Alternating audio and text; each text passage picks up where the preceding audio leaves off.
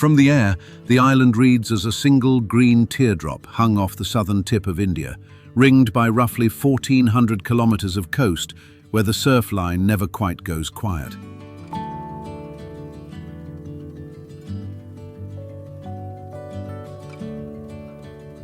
Palms lean over pale sand, fishing boats ride at anchor in a harbour the colour of milk glass, and inland, the land folds upward into ridge after ridge of terraced green, cloud resting on the highest slopes long after the beaches have burned off their haze.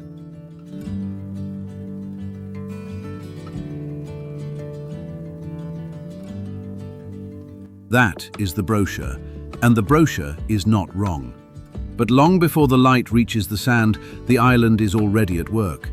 On lagoon water in the dark, on a single pole planted in the surf, on slopes 2,000 meters above the sea.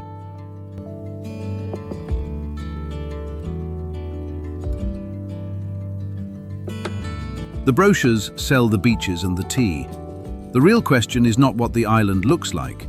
It is how one small island holds so many peoples, faiths, and histories on a single plate without ever naming a center.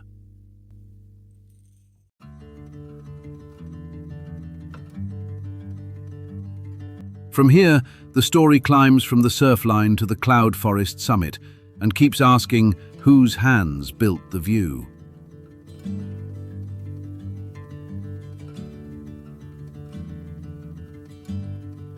On the Negombo Lagoon north of Colombo, the working day begins in the dark, on water that is neither fully river nor fully sea. Long before the first ferry crosses the estuary, a man sits in the stern of a wooden outrigger canoe with a single kerosene lamp at his feet, and by its narrow yellow light, his salt-stiff fingers work a torn knot back into a net, the coir rope creaking each time he draws it tight. The lagoon is brackish, fed by canals the Dutch cut into this coast 3 centuries ago, and its fishermen do not chase the open ocean so much as read the shallow water they have known since boyhood.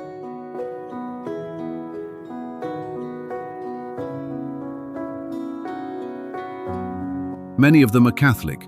Negombo has been called Little Rome for the density of its churches, and boats have pushed off this lagoon before dawn for longer than anyone kept count. The commute to the fishing ground is measured in darkness rather than distance, an hour of paddling before there is light enough to see the net land.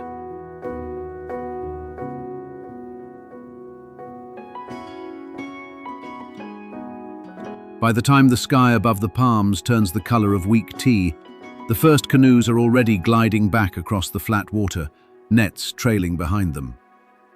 Follow that water out of the lagoon and south along the coast, the better part of a day's drive, and the sea changes character. Along Veligama Bay on the south coast, the shallows break over rock and reef, and just beyond the foam, a man stands where there seems to be nothing to stand on at all. Balanced on a single wooden pole driven into the seabed, a crossbar beneath him no wider than a bicycle seat, his rod held out over water too shallow for any boat to reach.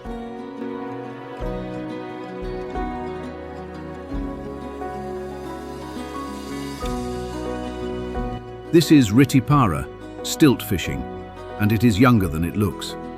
It was born in the hungry years after the Second World War, when the reef and rock spots along the shore had all been claimed, and men waded out to stake open water by planting a pole in it. A stilt, and the few meters of sea around it, became something close to property, handed down from father to son the way a shop or a paddy field might be.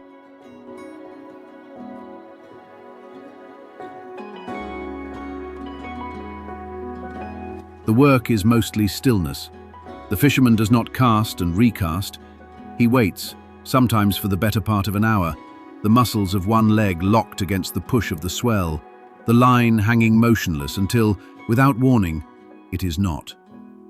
When the tide is wrong or the water churns, he catches nothing, and he waits anyway, because the pole is his, and the morning is the only one he is given.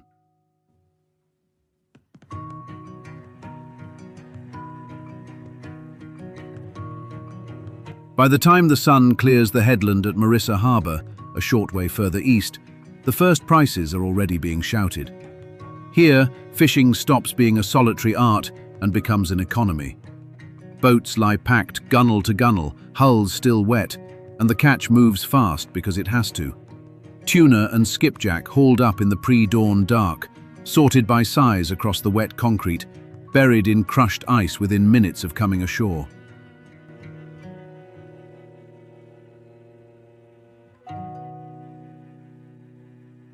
Fishing feeds a large share of the southern coast's working households, and a single boat's night at sea is priced and sold inside an hour of landing, before the ice can lose its edge. The men who run the auction have done the arithmetic 1,000 mornings over. What the ice costs, what the diesel cost, what a buyer will pay before the climbing sun turns the numbers against them.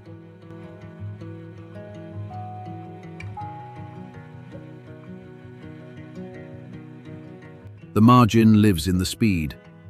A fish that was swimming in open water before midnight is spoken for by breakfast, weighed, iced, and loaded onto a bicycle or a van bound for a kitchen somewhere inland. Nothing here is allowed to wait.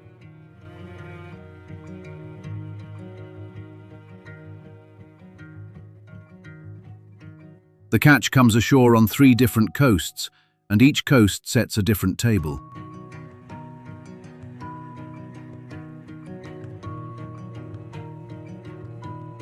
The catch that comes ashore has to be cooked, and the plate it lands on is unlike anything the word curry prepares the eye for. Inside the ramparts of Gaul Fort, on the southwest coast, the old Dutch quarter keeps the shape the 17th century gave it. Narrow lanes, low houses with heavy shutters and deep verandas, a grid of coral and granite walls the Dutch raised in the 1660s over an earlier Portuguese fort, and held until the British took it in 1796.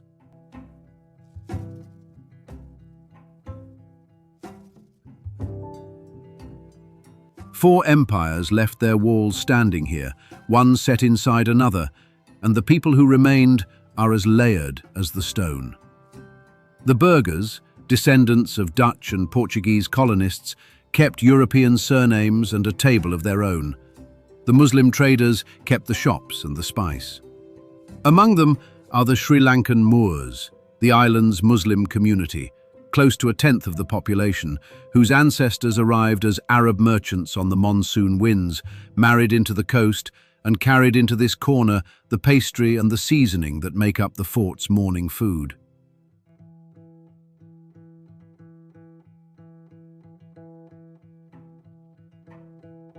The plate here is many small dishes rather than one, the counterfood the coast calls short eats. Hoppers, bowl-shaped pancakes of fermented rice flour and coconut milk, crisp at the rim and yielding at the center. Cutlets rolled in crumb and fried. Egg folded into thin pastry and cut into rolls. Nothing on the counter is a meal on its own.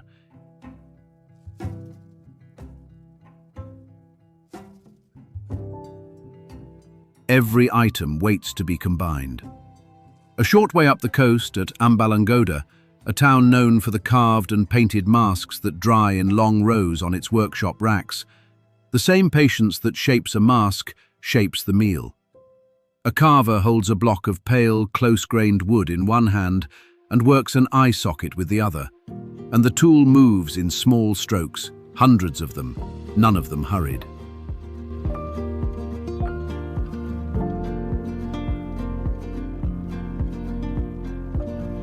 Behind the workshops, in a kitchen open to the yard, a woman sits astride a low wooden bench with a curved iron blade fixed at its end, the edge cut into fine teeth, and draws the white half of a split coconut back and forth across it, while the flesh falls away in pale shavings into a clay bowl set on the floor beneath.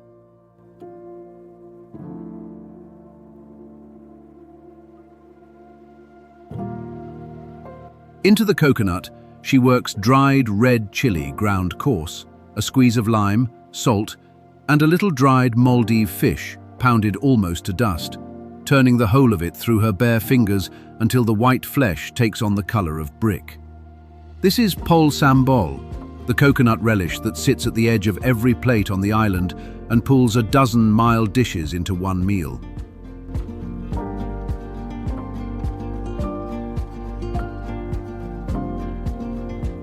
The carving and the grating are the same labor, the same slow hand, learned young, done without looking down.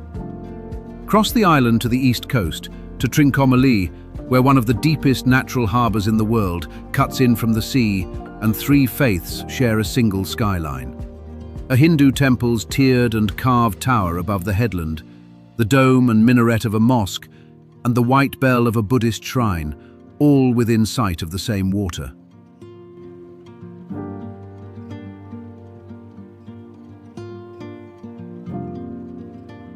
At the table, the same three communities meet: Tamil, Moor, and Sinhala. And the proof of how the island holds them is laid out on one plate. It begins with rice, a low mound of it, and around the rice, a ring of small dishes: dal, cooked soft with turmeric; young jackfruit stewed until it eats like meat; a fish curry dark with tamarind and roasted spice; a plain green, a spoon of fierce pickle, and the coconut sambal at the rim.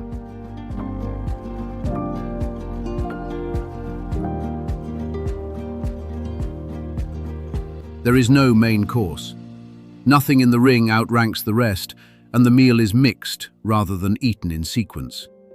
The fingers of the right hand fold rice into curry, gather a little of this and a little of that, and carry it up in a loose parcel, so that no two mouthfuls are the same, and no single flavour is allowed to win.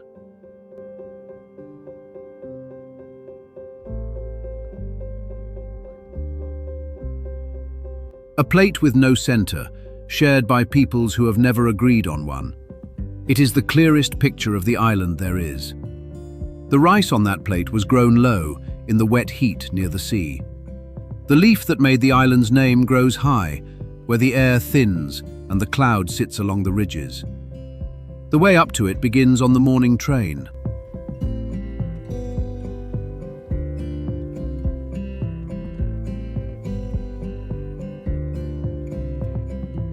The morning train out of Ella climbs slowly, and just beyond the town it slows almost to a walking pace to cross the 9-arch bridge, a viaduct of pale stone that carries the line some 30 meters above a gorge of jungle and tea. It was raised during the First World War, when steel was being rationed for the front, so the engineers built the whole span, 9 arches close to 100 meters end to end, from brick, stone and cement, with no steel in it at all.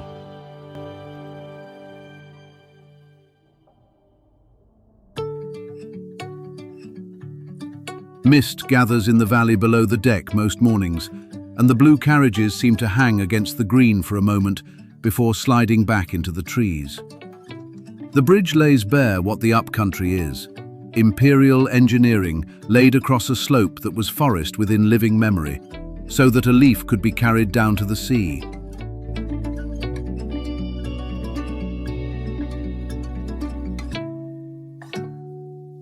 From Ella, the track keeps climbing, through cuttings hacked out of rock and short, dark tunnels where the open windows fill with cold air.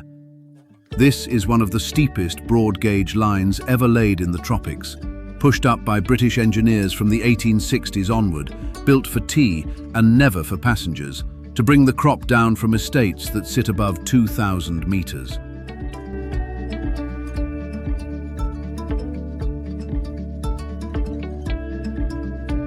At Nanuoya, the small station that serves Nuara Eliya, the platform is often wrapped in cloud, and passengers step down into air 10 degrees cooler than the coast they left at breakfast. Nuara Eliya sits at 1,868 meters, high enough that the British called it Little England, and gave it a racecourse and brick houses with rose gardens to remember home by.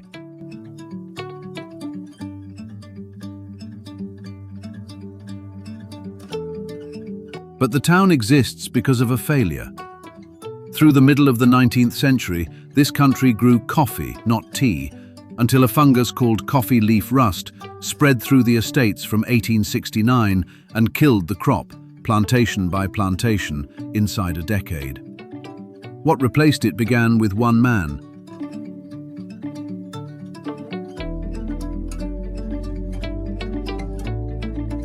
James Taylor, a Scot who had come out from Kincardineshire as a teenager, planted the island's first commercial tea on a clearing at Lulakondera Estate in 1867 and rolled the first leaves by hand on the veranda of his bungalow. He worked it almost alone at first, clearing and planting and drying, until the estate around him proved the leaf would take to the hill.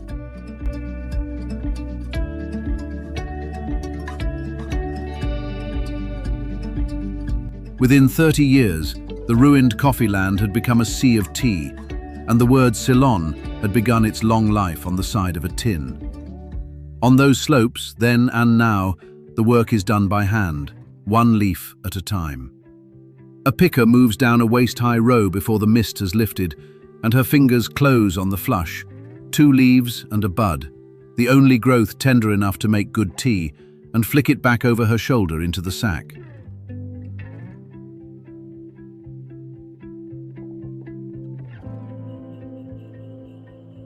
Her hands move faster than the eye can follow. A dozen flushes gone into the sack before she has taken a full step down the row, the motion so worn into her that she can hold a conversation and never once break it. The strap of that sack runs across her forehead so that the weight of a morning's picking, 20 kilos and more by afternoon, draws a shallow groove into her brow.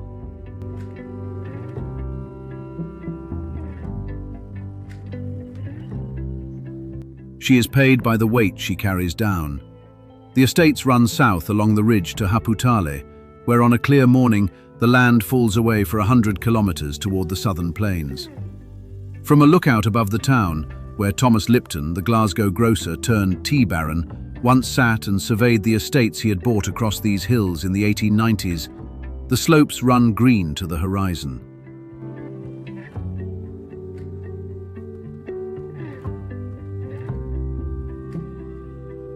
Lower down, where the estate road meets the main road, a kade stands, a roadside kiosk of tin and timber where a glass of tea, strong and orange with milk and thick with sugar, costs a few rupees.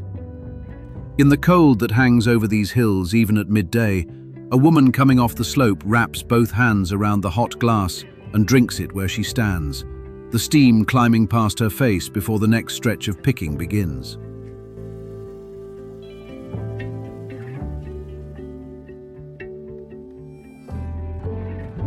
Up here, the working day is measured out one glass at a time.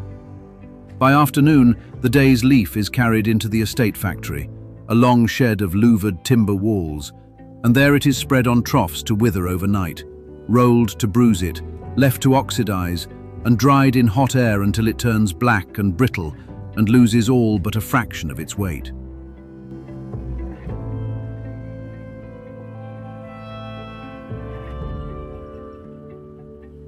The air inside is heavy with the green smell of the wilting leaf, and the floor hums with belt-driven rollers that have turned since the estate's first season. Roughly 4 kilos of green leaf off the slope end as a single kilo of made tea, sent down the mountain by the same logic that first carried the crop up. Everything moves toward the port, toward the auction floor in Colombo, toward a cup poured in a country that has never seen the hill it grew on.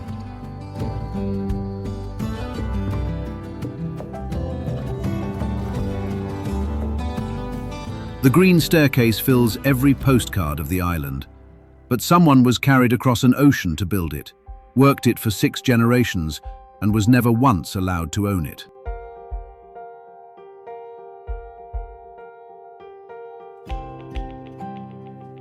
The someone has a name the Tetins never carried. They are the Malayaha Tamils, the hill country Tamils, and their story on the island begins far from the highlands, on a road walked north from the coast. From the 1820s onward, the British shipped labourers across the narrow strait from the poorest districts of southern India, first for coffee, and then, after the leaf disease of 1869 wiped the coffee out, for tea.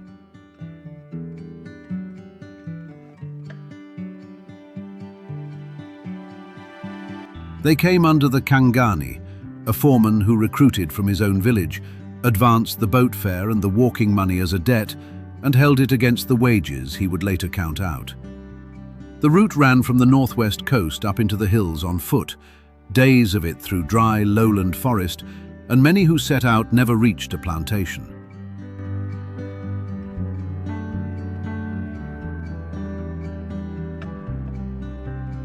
Those who did were housed where their descendants live still.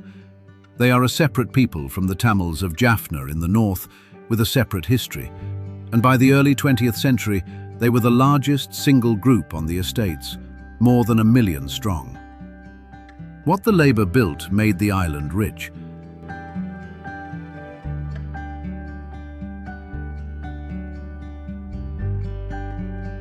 What the island gave back for a long time was nothing at all.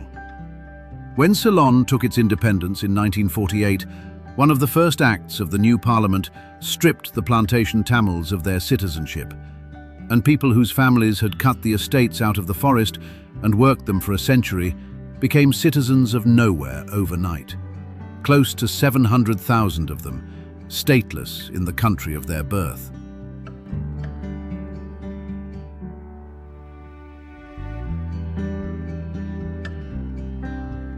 In 1964, an agreement between the Prime Ministers Sirimavo Bandaranaike and Lal Bahadur Shastri divided them like a ledger. Roughly 500,000 were to be sent back to an India most had never seen, and some 300,000 were to be granted Ceylon citizenship. The paperwork dragged on for 40 years.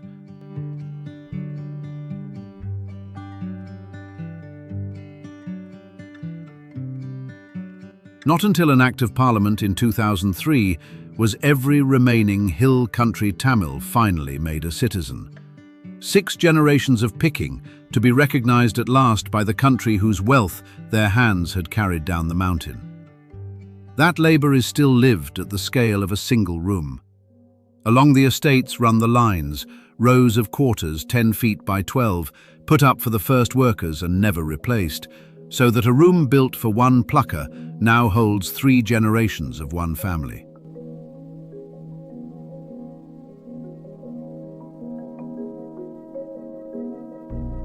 Inside one of them, in the half-dark, a woman lifts a blackened pot from a hearth of 3 stones, the timber wall behind it gone the colour of soot after a century of cooking fires, a tin trunk in the corner, the bedding rolled and stacked against the wall until night. Outside, on the slope above Hatton, the day is still counted in kilos, a base wage set against a plucking target of 18 kilos of green leaf, weighed at the shed each afternoon.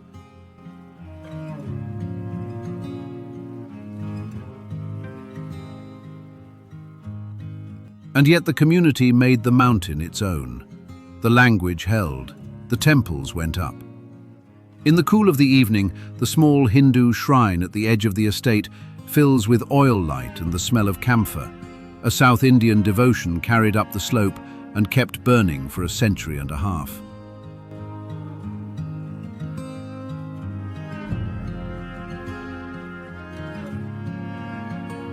But the power that ruled these highlands long before the first bush was planted, and that still sets the island's calendar, sits lower and to the north, around a lake, behind white walls, where a single tooth has decided who may rule for 1,600 years.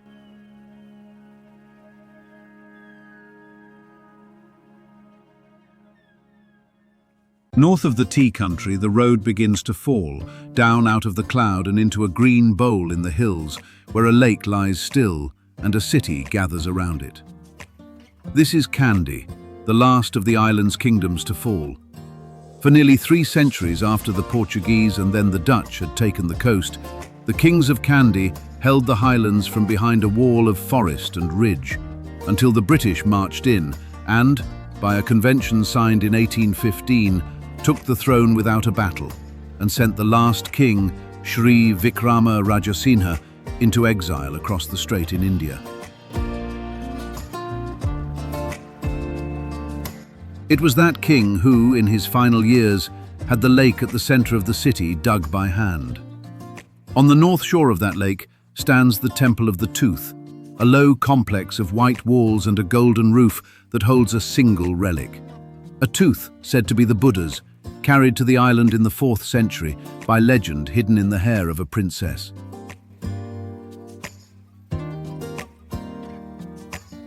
The relic has always been more than an object of faith. Whoever held it held the right to rule, so each dynasty carried it to its own capital, and here, in the last kingdom, it came to rest.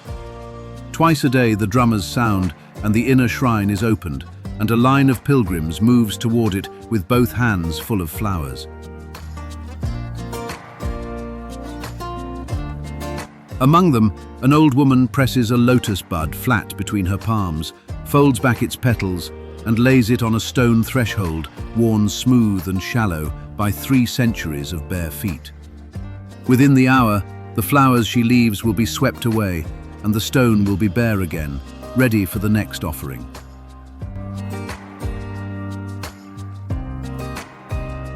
Once a year, on the full moon of the July to August season, the relic leaves the temple and the city gives itself over to the Perahera, a night procession that runs for 10 evenings and grows longer each night. A tusker, draped in embroidered cloth and strung with electric lights, carries a casket, a replica now, the relic itself kept behind the walls, down streets lined 10 deep with people who have sat on the curb since afternoon.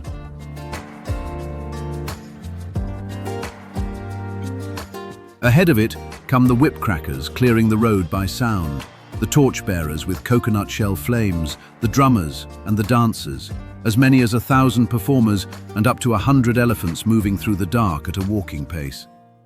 It is the largest Buddhist procession in the country, and it exists to walk a tooth around a lake. The dance at the head of that procession is older than the British, older than the lake.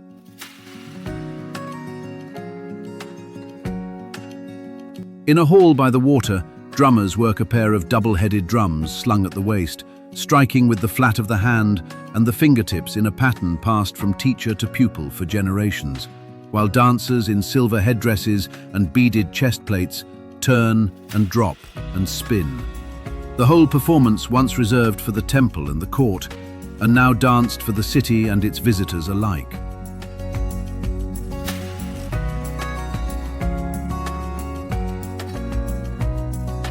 A few kilometres downriver, in a wide loop of the Mahaweli, the island's longest river, born in these same hills and draining nearly a fifth of the country before it reaches the sea, the British laid out a botanical garden in 1821, on ground the Kandyan kings had kept as a royal pleasure park, and planted it with palms and orchids gathered from across the tropics.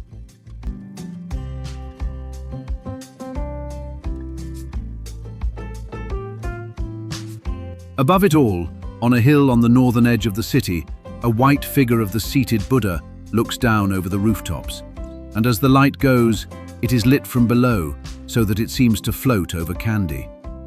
Beneath it, the lamps come on one by one around the lake. The drummers inside the temple begin the evening offering, and the old woman's lotus has long since been swept from the threshold and replaced.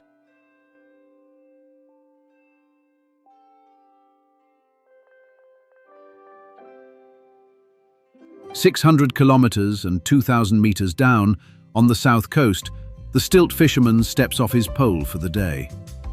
The island that woke on the water is going dark from the top down.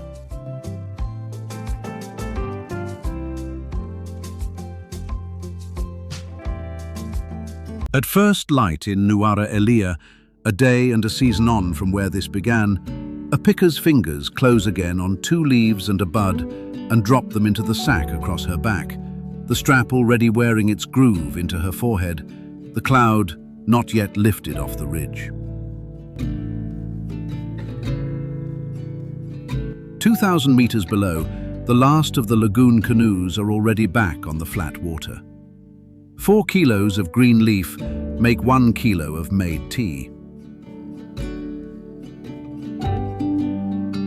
The auction in Colombo will sell it before noon. The rooms along the estate lines still measure 10 feet by 12. Citizenship came at last in 2003. The sack fills. She carries it down herself.